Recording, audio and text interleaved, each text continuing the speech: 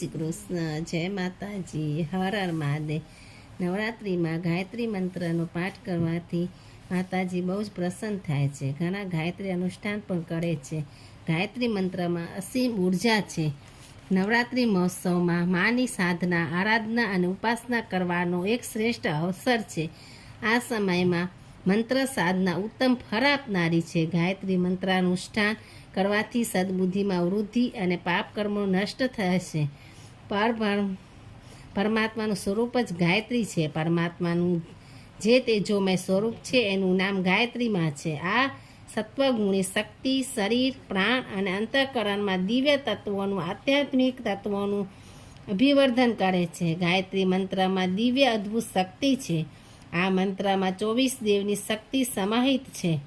વેદોમાં ગાયત્રી મંત્રનું બહુ જ વ્યાખ્યા કરવામાં આવી છે અને એને સૌથી શક્તિશાળી મંત્ર માનવામાં આવે છે। એના જપથી સાંસારિક જીવનમાં સુખ, સફળતા અને શાંતિની કામના પૂર્ણ થાય છે। વિભિન્ન મનોકામનાઓ પૂર્ણ થાય છે। શિક્ષા, એકાગ્રતા અને જ્ઞાન માટે ગાયત્રી મંત્રને પ્રભાવશાળી અને શ્રેષ્ઠ માનવામાં આવે છે। ન ગાયત્રી સમ મંત્ર, ગાયત્રી મંત્ર વેદોની ઋચા છે, સવિતાની ઋચા છે। જો છંદમાં લખવામાં આવી છે એ છંદનું નામ છે ગાયત્રી। ગાયત્રી મંત્રમાં અસીમ ઉર્જા છે। એ સદંતર નીકળ્યા જ કરે છે, કદીએ સમાપ્ત થતી નથી। આ એક વિલક્ષણ મંત્ર છે। એની અંદર જેટલા પણ શબ્દ છે, આ શબ્દોના વ્યૂહ છે। એની સંરચના છે એ બહુ પાવનના ઉદ્ઘોષને લઈને અવતરિત થયેલા છે। યાદ અપાવે છે મનુષ્યનું જીવન, એની અંદર જે શક્તિ સમાહિત છે અને પ્રાપ્ત કરવાની છે એને જગાડવાનો ભાવ ગાયત્રી મંત્ર પ્રભાવિત કરે છે।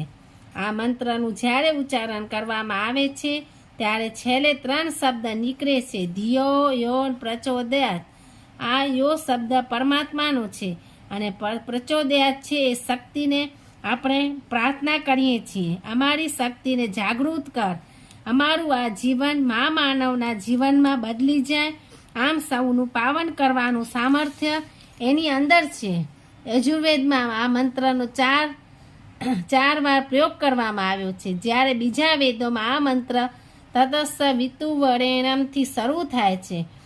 યજુના 36મા અધ્યાયમાં આ મંત્ર ભૂર્ભુવથી પ્રારંભ થાય છે। યજુર્વેદમાં સરળ શબ્દોમાં એનો અર્થ સમજાવવામાં આવ્યો છે। ગાયત્રી મંત્રનું નામ સાવિત્રી છે। સવિતા સાથે જોડાયેલા હોવાથી એને સાવિત્રી કહેવામાં આવે છે। ઋગ્વેદના 2 ભાગથી મળીને બનાવવામાં આવ્યો છે। આ ઋચામાં ઈશ્વરીય પ્રકાશની આરાધના કરવામાં આવી છે।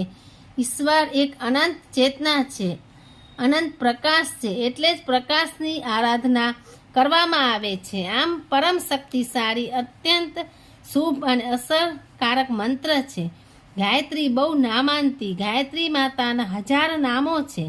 એ પૈકીના 24 નામોને મુખ્ય માનવામાં આવ્યા છે। આ 24 શક્તિ ધારાઓ છે। એને અવતારોની શક્તિ કહીને ઓળખવામાં આવે છે કે ગાયત્રીના 24 અક્ષરનું તત્વજ્ઞાન, 24 ઋષિની 24 વિભૂતિ કે પ્રકૃતિના 24 તત્વોને સંતુલન કરનારી શક્તિ પણ કહી શકાય। આ 24નો આંક અદ્ભુત છે। આ માતાજીના 24 અવતારોને ગુરુદેવ પંડિત શ્રી રામ શર્મા આચાર્યજીએ ગંગા નદીના કિનારે હરિદ્વારમાં બ્રહ્મવર્ચસ શોધ સંસ્થાનમાં પ્રતિષ્ઠિત કર્યા છે। અહીં 24 શક્તિ ધારાઓના દર્શન થાય છે, જે ગાયત્રી મંત્રમાં 24 શબ્દોને લઈને અવતરિત થાય છે। જે આનો મર્મ કે મહત્વને સમજે છે એના જીવનમાં એક નવી સંભાવના જન્મ લે છે। વૈદિક શક્તિઓના માધ્યમથી વ્યક્તિની અંદર આધ્યાત્મિક જાગરણ થાય છે। એનો હૃદયમાં પવિત્રતા, દયા, પરોપકારનો પ્રકાશ પ્રગટે છે। આમ આ શક્તિઓ બાબતે જાણવું અનિવાર્ય છે। નવરાત્રિમાં શ્રદ્ધાપૂર્વક ઉપાસના કરનારાની આત્મશુદ્ધિ થાય છે।